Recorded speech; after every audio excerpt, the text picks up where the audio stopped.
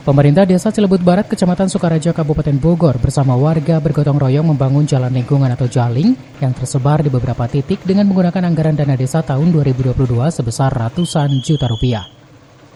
Seperti pembangunan betonisasi jalan lingkungan di Kampung Babakan RT 02 RW 03 dengan volume panjang 91 meter, lebar 1 meter dengan ketebalan 10 cm itu menggunakan anggaran dana desa sebesar 45 juta rupiah. Proyek tersebut ditargetkan akan rampung selama 1 hari.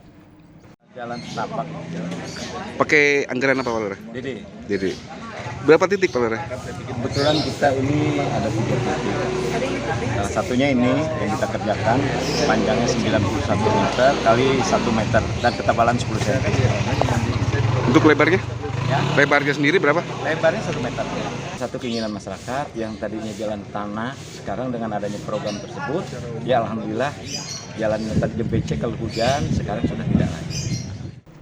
Proyek pembangunan jalan lingkungan yang dikerjakan oleh pemerintah desa bersama swadaya masyarakat itu sebelumnya kondisi jalan tersebut tanah dan rusak sehingga masyarakat mengusulkan untuk dibangun. Dasuki berharap setelah dibangunnya jalan tersebut selain memberikan kenyamanan kepada masyarakat, juga bisa meningkatkan roda perekonomian di wilayahnya. Dari Sukaraja, Kabupaten Bogor, Suhanda Abriji melaporkan.